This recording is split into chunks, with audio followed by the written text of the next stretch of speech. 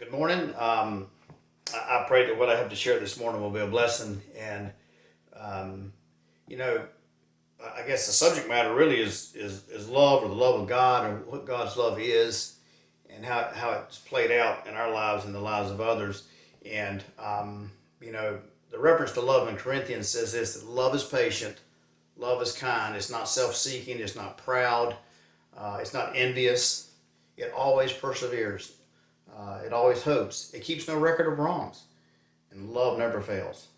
And I tell you what, God never fails. And so if God never fails, love isn't going to fail. And love wins out in the end. And what I had read this week, in my reading, where I'm at in my Bible plan, I actually read through Ruth. And sometimes when you're reading, something kind of jumps off the page, or you know it seems to be something you hadn't seen before. And sometimes when you read, it simply reminds you afresh of God's perspective and His love toward us, and also His character. And if nothing else, if you're going through a tough time, you're struggling, and a lot of times just the most simplest thing uh, brought back to your remembrance, and the Word just sheds a light around your feet. And it's like almost like you're struggling, you're walking around in darkness. When the Lord shines that light there, it does something for you. It illuminates your dark situation and causes you to get your eyes back on God. And that's the way the Lord is with His people, and the way He dealt with Israel, He deals with us now. He allows circumstances and things to change. Sometimes they're adverse, but what they do, it causes us to remember where our help comes from, and causes us afresh to look to God. And I was reading through the book of Ruth, and it's funny the way the book starts out. It says that in the time when the judges ruled, there was a famine in the land. And God's promise to Israel was always this: if you honor me, I'm gonna bless your crops. I'll protect you. When someone comes in against you, I'll drive them out. And it wasn't there wasn't any question as to what God was saying. My blessings will follow you if you just look to me. But if you forget me, He warned them, calamity is going to come, and it always did. And in the book of Judges, that book is made up of different ones rising up when Israel had gone astray, and they would lead them back to God, and the calamity there that they were experiencing would subside, and God's blessings would return because they had returned to God. And so when it says in the book of Ruth that there was a famine in the land, and it was during the time of the Judges, it was at some point when they weren't honoring God. And so therefore they were experiencing this adversity because they had forgotten God. And so doing, there was a famine which obviously directly hits the crops. And so their provision is affected. And it starts out by talking about a family. There was a man named Elimelech. He had a wife named Naomi. They had two sons. And so they leave Bethlehem. They're from the town of Bethlehem. They leave there and they go all the way to Moab. And Moab was a part of the country they had passed through when the Israelites came out of Egypt. And Moab wouldn't cooperate with Israel when they came out. And it's a foreign land. And this was not a part of the promised land. But they were returning back to a direction they had come to before. It wasn't a great place, but at least they could get provisions. So they go back. They go back there. It's about somewhere around 60 miles. And they got to go by foot. And it's from what I read, it's like a 7 to 10 day journey. And they get back there, and basically what it does at the first of this book is it talks about what happens in a 10-year period. Elimelech dies, but Naomi is then left with her two sons. And within that 10-year period, her sons get married, but then they die. And at that point, Naomi is left without an overseer or a man who could protect and provide, and she's in a very vulnerable place. She's also she's emotionally devastated. It was enough that her husband died, but now her sons are dead, and so it says this: she heard that in Moab that the Lord had provided for His people, provided food for His people. So the Lord's people at this point must have turned back to Him, and now the crops were being blessed and the famine was gone. And so she returned. She's going to go back to Bethlehem, and her daughters-in-law are with her, and they turn to go back. And she stops them and says, you really should return to your mother's house, and you return to your gods, their gods, and I know we're part of a family now by marriage, but look, if I had a husband tonight and had sons, look how long you would have to wait to have a husband again and for you to bear children. See, the bearing the children or bearing sons was very important because they were heirs, and for a lot of different reasons, that was very important. And at this point, it looks hopeless for everybody. So she encouraged them just to go back home. And they said they wept. But Orpah, one of the daughters-in-law, she kissed Naomi, and she returned. But it said that Ruth clung to Naomi. Ruth had a different way of looking at things, and what she said was, she said, "I'm not going to leave you. Where you go, I'll go. Where you live, I'm going to live. Your God will be my God. Your people are going to be my people, and your God will be my God. And where you die, I'll die." And it's funny that she was a Moabite woman. She was not from a seed you would think that would have faith, but you see that in the Word, how people just show up at different points in the Bible, where in countries or in places where it seemed like no one feared God, and these people had faith. You think about Rahab, that helped the spies out. These people, you know what? Faith is a heart thing, and the Lord looks on the heart, and in whatever measure, for whatever reason, Ruth had a heart toward God, and that's why she had a heart toward Naomi. And so it says that, when Naomi realized that Ruth wouldn't leave her, she let her tag along. So they make their way all the way back to Bethlehem. And it says that when she walked into the town, the whole town was astir. It said, Naomi's back. I mean, 10 years is a while, but it's not so long that she would be forgotten. And it said the whole town was astir because Naomi had returned. But she makes the point to tell him, "Why do you call me Naomi? Naomi means pleasant. You should call me Mara, because that means bitterness, because the Lord has dealt bitterly with me." And, there she is. She had a major loss. And anyway, what I'm going to do, though, this is where I'm going to start reading, because, again, the crops are returned. And one of the things that blessed me was this other man that comes into the picture. His name is Boaz. And you see in Boaz godly character. This man, in so many different ways, he just bears it out. It's just things, you wouldn't typically notice unless you really read it. But this man was a humble man. But he was a man of standing. He was a man of wealth. But he had a humble heart, and he had a heart toward God. And incidentally, one of the laws that was in Leviticus when he was talking about harvesting, your grain, the Lord told him, said, "Look, when you harvest your grain, don't harvest it, don't reap it right by the very edge of the field. And when you gather it, don't gather the gleanings. In other words, that which falls out or you miss, leave that for the poor and the foreigner among you." And that's you do see the love of God in that, because the Lord is concerned for all people. And he was saying, "Look, I'm going to bless your crop." And he ended the statement by saying this, "For I'm the Lord your God." You are to be a reflection of God. And if I love you and I provided you, you be a help and provide for others. And God's heart is always toward others. And that's a lot of times when we find ourselves being selfish in our heart. We realize, "Lord, I'm not operating in your spirit. I'm operating in my flesh. Lord, give me the grace to be more concerned and compassionate toward others." And but that was a law that he'd given them. Well, so when they come back, Ruth asked Naomi, she says, I want to go glean in these fields. And she didn't just go by happenstance and say, maybe I might get something. If she's going to an area where a godly man has a crop, there's got to be something she can get out of that crop, because that godly man would be honoring God, and she could get at least some measure of sustenance for her and Naomi. And that's where I'm going to start reading. I'm going to read in chapter 2. Now there was a wealthy and influential man in Bethlehem named Boaz, who was a relative of Naomi's husband Elimelech. One day, Ruth the Moabite said to Naomi, "Let me go out into the harvest fields to pick up the stalks of grain left behind," she's going to glean, "by anyone who is kind enough to let me do it."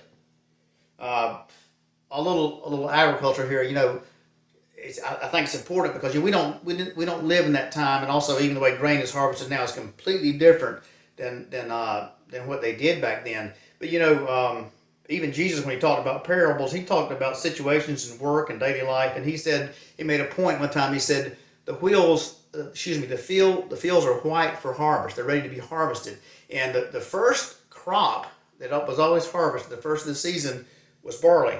And when it matures and the grain starts to dry and it's ready for harvest, it almost turns white. And so when you look at a field of barley, it almost looks white. And that's why Jesus said what he said. And anyway, this is the time of that harvest. But what they would do, the men would go ahead, whether it's a crew of women or men, they would take these sickles and they would cut the wheat, in this case the barley stalks down. The barley stalks would lay over, and the women would come in behind them and they would put them in bundles, and they'd tie the bundles together, and they'd get enough of them together and they'd stand above what they call sheaves. So it's almost like a little haystack with the grains pointed upward. And so that was a process they would go through. And as they were doing this, invariably they would miss some of the wheat, the seed heads, or some of them might fall out of their arms. That was what was gleaned. And anyway, after the sheaves are stood up, they come in together those, and they take them to a threshing floor, and they crush and separate the seed from the stalk and the chaff, and they winnow it, and when it's all said and done, there's a pile of grain left on the floor, and then they bag the grain. That was the whole process. But this is happening during this time, and so there again, Ruth heads out there to glean. One day, Ruth the Moabite said to Naomi, "Let me go out into the harvest fields to pick up the stalks of grain left behind by anyone who is kind enough to let me do it." And Naomi replied, "All right, my daughter, go ahead." So Ruth went out to gather grain behind the harvesters, and as it happened, she found herself working in a field that belonged to Boaz, the relative of her father-in-law Elimelech. While she was there, Boaz arrived from Bethlehem and greeted the harvesters. Now look at this. He didn't come in as, "I'm the owner of this field, and I've got a spirit of pride looking down on everybody." This is what he says. "The Lord be with you," he said. He's blessing these people. These people that are harvesting, he comes up to them with kindness, and he says, "The Lord bless you." And then, "The Lord bless you," the harvesters replied. So there's a relationship there, and you see a character in Boaz that he is kind. He's got a kindness about him. Anyway, then Boaz asked his foreman, "Who is that young woman over there, and who does she belong to?" The foreman replied, "She is a young woman from Moab who came back with Naomi. She asked me this morning if she could gather grain behind the harvesters. She has been hard at work ever since, except for a few minutes rest in the shelter." And you look at that, as far as Christians, how many times do we feel like we're just almost scavenging? What did Jesus say? "Blessed are the poor in spirit." And she was actually at a place where you could say she's poor. She's needy. But there she is, she's pressing on. She's persevering right in the middle of everything and working. I guess, she's got nobody there with her. She's doing it by herself. She's gleaning. And that says something about her character too. What does the word say? "Many are the afflictions of the righteous, but the Lord delivers them out of them all." No matter what our situation is or what we're going through, the Lord has promised us deliverance. And he wants us to persevere when we're being tried. He wants us to remember, look, God is in control, and he loves us. Because he loves us, deliverance is coming. And he said to do everything without complaining. A lot of times we complain in our work, but you know what? We need to remember who's in control of everything. And God is a God of blessing. He's a God that restores. He's a God that helps. He's a God that supplies. Anyway, so now Boaz went over and said to Ruth, "Listen, my daughter, stay right here with us when you gather grain, and don't go to any other fields. Stay right behind the young women working in my field. See which part of the field they are harvesting and then follow them. I have warned the young men not to treat you harshly. And when you are thirsty, help yourself to the water they have drawn from the well." Ruth fell at his feet and thanked him warmly. "What have I done to deserve such kindness?" she asked. "I am only a foreigner." "Yes, I know," Boaz replied, "but I also know about everything you have done for your mother-in-law since the death of your husband. I have heard how you left your father, your mother, and your own land to live among complete strangers." It almost sounds like she's the seed of Abraham. That's what Abraham did. And you see faith at work in this woman's life. Then he makes this statement. "May the Lord, the God of Israel, under whose wings you have come to take refuge, reward you fully for what you've done." Ruth replies, I hope I continue to please you, sir. You have comforted me by speaking so kindly to me, even though I am not one of your workers. At mealtime, Boaz called to her and said, come over here and help yourself to some food, and you can dip your bread in some wine vinegar. And so she sat with his harvesters, and Boaz gave her some roasted grain to eat, and she ate all that she wanted and still had some left over. When Ruth went back to work again, Boaz ordered his young men, let her gather grain right among the sheaves without stopping her, and pull out some heads of barley from the bundles and drop them on purpose for her. I tell you what, God has He has a heart toward us. And there's times we go through trying times, but you know what? It's in that temptation He makes a way of escape, and He is a provider. And God's heart is always, and it's, no matter what we find ourselves in, God's going to help you. He's going to strengthen you. He's going to strengthen me. He's going to strengthen every one of His children. Anyway, so let me see. Okay, so Ruth gathered barley there all day, and when she had beat out the grain that evening, it filled an entire basket. She carried it back into town and showed it to her mother-in-law, and Ruth also gave her the roasted grain that was left over from her meal. Where did you gather all this grain today? Naomi asked, and where did you work? May the Lord bless the one who helped you. Well, so Ruth told her mother-in-law about the man in whose field she had worked, and she said, the man I work with today, his name is Boaz. May the Lord bless him, Naomi told her daughter-in-law. He is showing his kindness to us as well as your deceased husband. That man is one of our closest relatives and one of our family redeemers. And the family redeemer was someone who was close of kin who could come in financially, and because they were in the family, purchase the land of the deceased and also support the people that are left in that family, and a lot of times the women. Anyway, then Ruth said, what's more, Boaz even told me to come back and stay with his harvesters until the entire harvest is completed. Good, Naomi explained. So do as he said, my daughter, stay with the young women right through the whole harvest, and you might be harassed in the other fields, but you'll be safe with them. So Ruth worked alongside the women of Boaz's field and gathered grain with them until the end of the barley harvest. Then she continued working with them through the wheat harvest into early summer, and all the while she lived with her mother-in-law. So not only did she go through the barley harvest, she's going through the wheat harvest, and this provision is being made for Ruth and Naomi as well. Anyway, chapter 3. One day, Naomi said to Ruth, my daughter, it's time that I found a permanent home for you. She's doing some husband shopping here, so that you'll be provided for. And she reiterates this thing about the Redeemer again. Boaz is a close relative of ours, and he's been very kind by letting you gather grain with his young women. Tonight he will be winnowing barley at the threshing floor. Do as I tell you. Take a bath, and put on perfume and dress in your nicest clothes. I think anytime you mix perfume with agriculture, something's bound to happen. Anyway, she's kind of got things going on here. He said, then go to the threshing floor, but don't let Boaz see you until he has finished eating and drinking. Be sure to notice where he lies down, and then go and uncover his feet and lie down there. He will tell you what to do. I will do everything you say, Ruth replied. So she went down to the threshing floor that night and followed the instructions of her mother-in-law. After Boaz had finished eating and drinking and was in good spirits, she lay down at the far end of the pile of grain and went to sleep. Then Ruth came quietly, uncovered his feet, and lay down.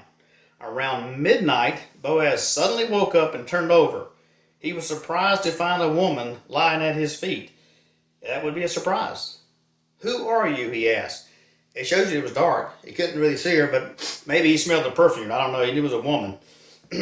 I am your servant Ruth, she replied. Spread the corner of your covering over me, for you are my family redeemer. And, that word, that garment, that covering, if you look it up, it actually means wings. Or feathers, and it's almost reflective of what Boaz had told her in the first place.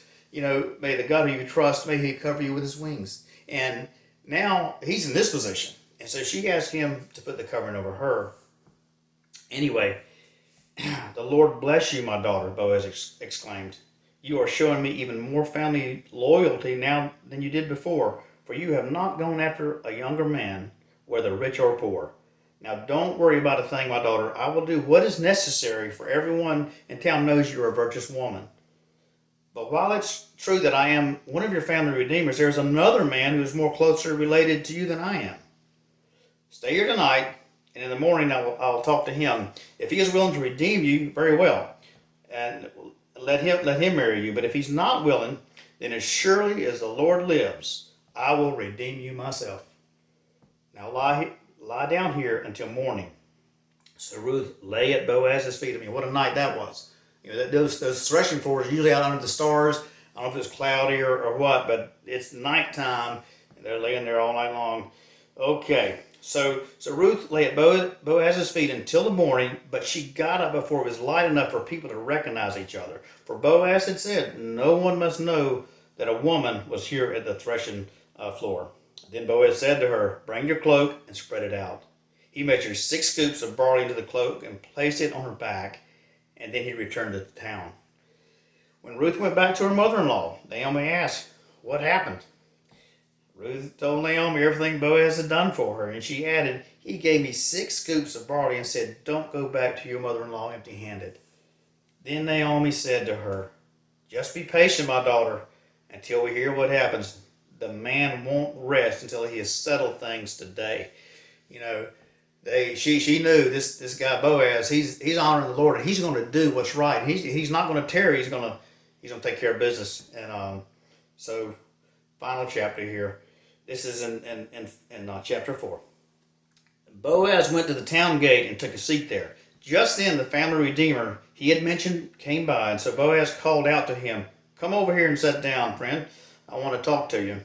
So they sat down together, and then Boaz called 10 leaders from the town and asked them to be his witnesses. And Boaz said to the family redeemer, "You know Naomi, who came back from Moab? She is selling the land that belonged to our relative Elimelech. I thought I should speak to you about it so that you can redeem it if you wish. And if you want the land, then buy it here in the presence of these witnesses. But if you don't, let me know right away, because I am next in line to redeem it after you." The man replied, "All right, I'll redeem it." Then Boaz told him, "Of course, your purchase of the land from Naomi also requires that you marry Ruth, the Moabite widow. That way she can have children, and you will carry on her husband's name and keep the land in the family." "Then I can't redeem it," the family redeemer replied, "because this might endanger my own estate. You redeem the land. I cannot do it." Now, in those days, it was a custom in Israel for everyone transferring a right of purchase to remove his sandal and hand it to the other party. This publicly validated the transaction.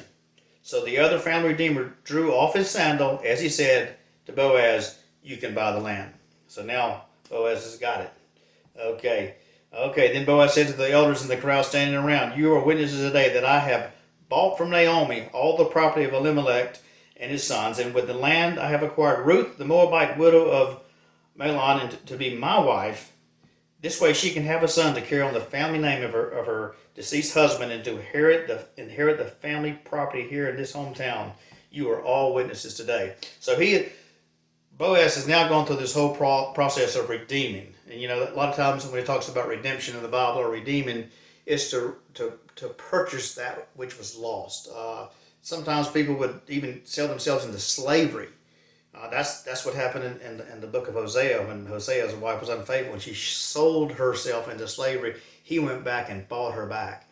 And you know, you think about it, we were all sold into sin, and but we've been purchased by somebody that's the biggest redeemer there will ever be, and so thankful for that.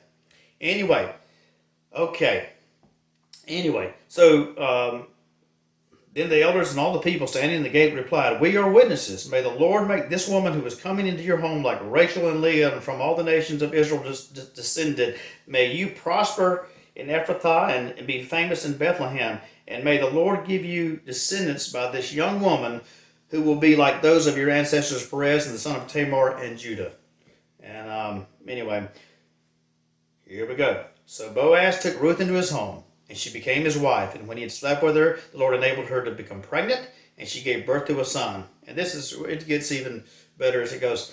Then the woman of the town said to Naomi, "Praise the Lord, who has now provided a redeemer for your family. May this child be famous in Israel." And when that was the thing, because it's getting back now to Naomi. I mean, remember Naomi's the one. She came back. She said, "God has dealt bitterly with me. I left this place full, and I came back empty." And kind of in the process of seeing this whole love story take place, you kind of forget about Naomi. But she was still emotionally, she was tore up. But look what happens for her. May this child be famous in Israel. May he restore your youth and care for you in your old age. For he is the son of your daughter-in-law who loves you and has been better to you than 7 sons. Naomi took the baby and cuddled him at her breast, and she cared for him as if it were her own. And the neighbor women said, "Now at last Naomi has a son again." I like this. And they named him Obed. He became the father of Jesse and the grandfather of David. That lineage goes all the way to the birth of Christ, and from the line, the Judah, and the same again the lineage that David was in, and it was appropriate, and the Lord had that in mind when this family line went all the way to the birth of Christ, and what you see played out by the time that Christ got here, he never got married. He was already committed to a bride, and his bride is the church. And he, not only does he love his bride, he has redeemed his bride. And a lot of times, you see in this passage, in this book, there's a lot of comparisons made, to Boaz and to Christ, and rightfully so, because you see in Boaz the character of God, and you see in the ultimate sense the true character of God played out through Jesus Christ and in sacrificial love. I'm just going to read a few verses before we close here. These are a couple of these from Isaiah. One is Isaiah 43:1. One is Isaiah 54:5. And these are prophecies. And they're personal. They're to each one of us. And the way they're worded is so that the Lord He wants us to know individually how much He loves us. And it says this, "But now, thus says the Lord who created you, O Jacob, and He who formed you, O Israel, fear not, for I have redeemed you. I have called you by your name. You are mine." I tell you what, He's laid claim to us through His death on the cross. And when He paid and He purchased us, He says, "You are mine." Now, of course, this prophecy is in the Old Testament, but it all points to Christ. From Isaiah 54, "For your Maker is your husband. The Lord of hosts is His name, and your Redeemer is the Holy One of Israel. He is called the God of the whole earth." What a husband that is. What a Redeemer He is. And you get back to it. It's all about love and how much the Lord loves us. And these stories are left for our benefit to cause us to reflect on God's character and His heart toward us. And, I think I'm going to read one other verse. And because this is personal, I think about passages where it talks about when we get to heaven, and it says the Lord Himself will wipe the tears from our eyes. You don't know how long it's going to be when you're in heaven before you yourself, personally, come face to face with Christ. And I really can't imagine that. But, even if you've grieved, for decades over something, it said that the Lord's personally going to come to you and He's going to wipe the tears from your eyes. It's going to be you and Him. And His bride is made up of the whole church, redeemed over all the ages. But He personally loves each one of us, and He wants us to know this is a deep love. It's an eternal love. It's not just based on romance, though romance can get in there sometimes. The Lord is so good to us. He's so wonderful. He loves us. We're His bride. And I'm going to close with this here in Ephesians 3, verses 17 and 19. And this was part of one of Paul's prayers. This was to the Ephesians. It says, "And I pray that you, being rooted and established in love, may have power, together with all the Lord's holy people, to grasp how wide and long and high and deep is the love of Christ. And to know this love, that surpasses knowledge, that you may be filled to the measure of all the fullness of God. If you want to experience the fullness of God, you experience love. And that's why God draws us to himself, and so we can experience his character and who he is. And in the end, it says love never fails. In the end, when everything's wiped off, when this world has passed away, after the day of judgment and everything, love will reign, and it's going to be eternal. And we're going to experience the depth of his love like we can't imagine.